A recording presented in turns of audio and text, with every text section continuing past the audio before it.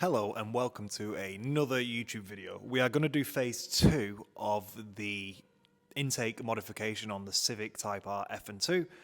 The last episode on this little side project was trying to extract some more noise so we could hear the VTEC a bit louder. So I'm just going to go and pop and make a brew, and I'll be right back and we'll discuss some details.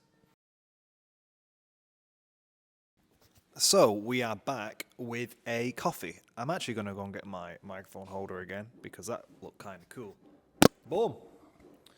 Saw some people on Instagram and TikTok using a screwdriver, so this is where I got it from. So yeah, basically, if you look at the Honda Civic Type R FN2 intake system where the pipe runs to the back of the car, you can't really see where the cold air feed comes from, but there's an epic photo online of how the stock system looks and then how a spoon or Mugen system is. So basically, the main objective of a manufacturer is to reduce the noise, vibration, and harshness known as NVH. So over here, I'm going to insert what Chatty B says about NVH.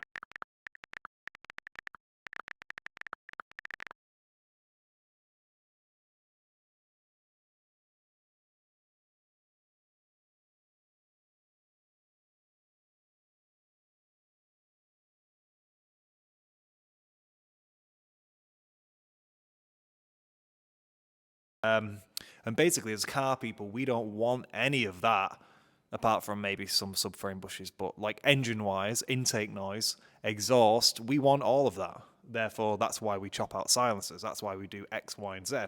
So on the intake system of an FN2, there is a resonator hidden behind the near side front bumper.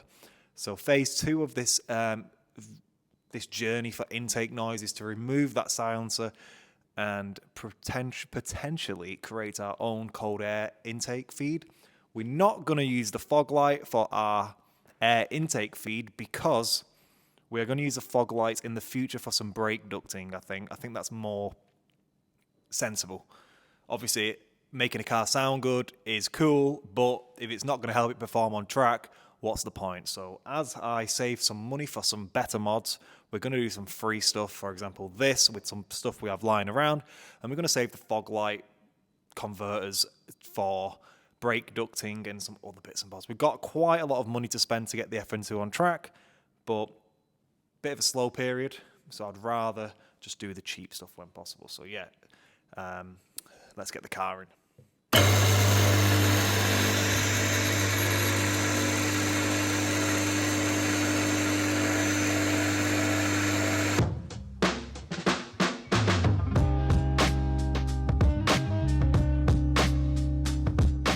You can see the intake pipe goes from there, it goes down, it goes around all the way to the bottom into the arch line, then it goes back up. It takes its cold air from the arch here. It's from it takes the cold air from this area here. So yeah, it's quite a good system, but can we improve it? Probably not, but can we make it louder? Yes, and that's all we really care about.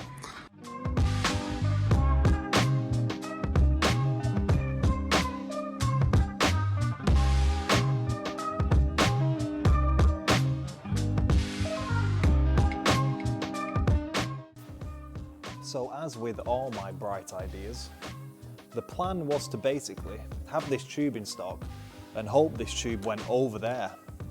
Turns out it doesn't. So this tube I have in stock, it's like just a big cold air duct and you can just go wherever you want with it. Pretty cool actually, pretty cool piece of pipe.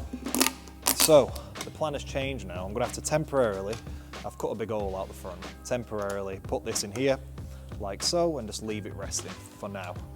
But the plan will be to actually get some steel or some tube and put it in here and fiberglass or seal it in, you know, so get it nice and tight in there, seal the edge and it's waterproof and airtight, and then this tube will go over the top. So eventually it will look like that.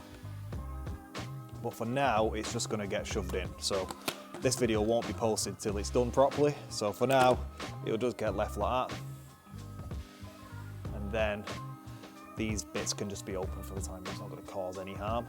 And then I'm going to send the vehicle up now, take off some more ducting, and then get this tube where we want it and get rid of that resonator. So that's the plan. Oh my God, this has been a big project actually. Right, so in the back room of the storage department in my garage, I found a old ram air intake with a reducer. So I've managed to sculpt, I'll see if I'm in frame, I've managed to sculpt the front of the box here to accept the reducer, but then I've had to wedge this into there as well. And if you can see, it's so tight and it's pretty much completely airtight as well. If this ends up being a long-term solution, I'll probably just run a bit of black sealer around there. But my God, look at how cool this is. I'm gonna show you now.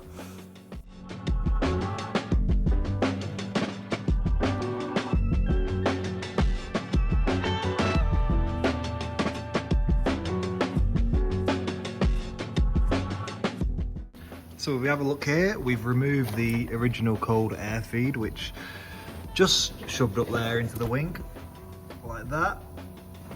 Removed the pipe, so to there.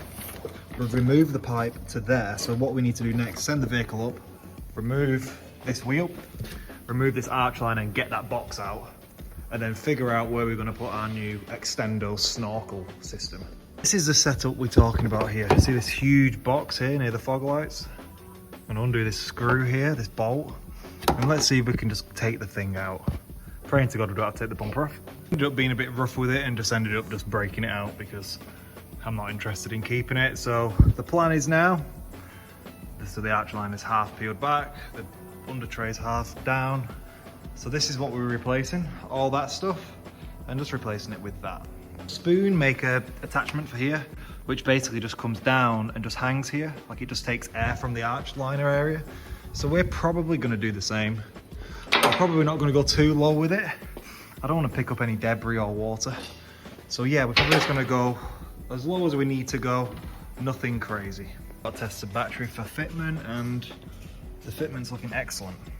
All we've got to do is decide where we actually want the cold air feed to go and where's going to be safest. I don't want it too low. I'm just wondering, no, there's not a chance really. That's all to direct cold air to the, fresh air to the radiator / condenser. Be good if we could relocate that horn and put it there. That'd be the best, really. I'm gonna leave it pointing there for now. You can see we've got plenty of ground clearance. We're gonna leave it pointing there because the Mugen system's very similar. It basically directs air from there. So around this region here, So for now, that's all we can do. We can't get it to the, I was gonna move the horn and move it up here somewhere, but we can't get through this gap. That gap is tiny. So we're gonna have to think of something else, but for now that's gonna be much better, like genuinely much better. So I'm gonna point it down about there. We've got a lot of cold air down there, so it's good. The old one went through very thin, up, it went like up here, down here, and then came straight back up to there. So we've got a shorter path of travel. Jobs are good, and it looks pretty good actually. Should be nice and throaty. Into 0.5 mode, and you can see that up there. That's where that's going to sit, up there. So we've got loads of room for air to come. Don't know what can we put a duct on the under tray? Probably can. Probably put a proper duct on the under tray, huge one, just to scoop air into there. We could easily do that, but I just don't want to attract too much water. But yeah, for now that will definitely be a major improvement. I'm buzzing we got it done with just stuff we had lying around the shop. Therefore, making this another free modification, which is very cool.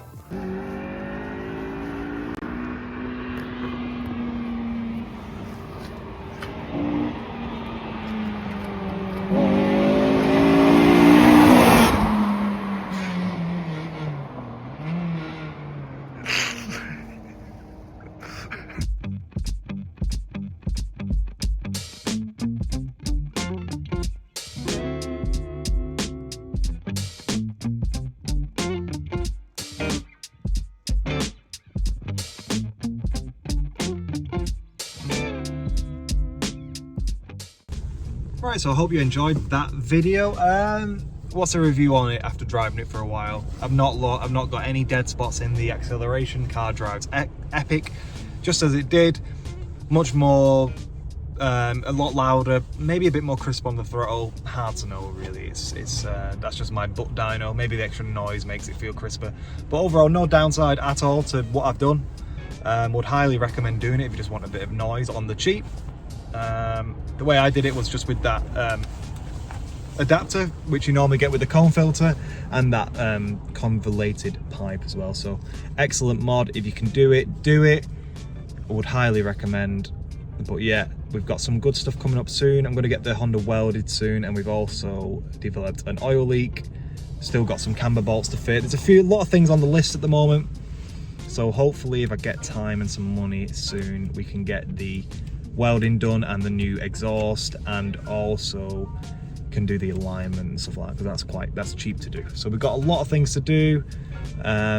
Hope to see you in the next one. Thanks for watching if you got this far.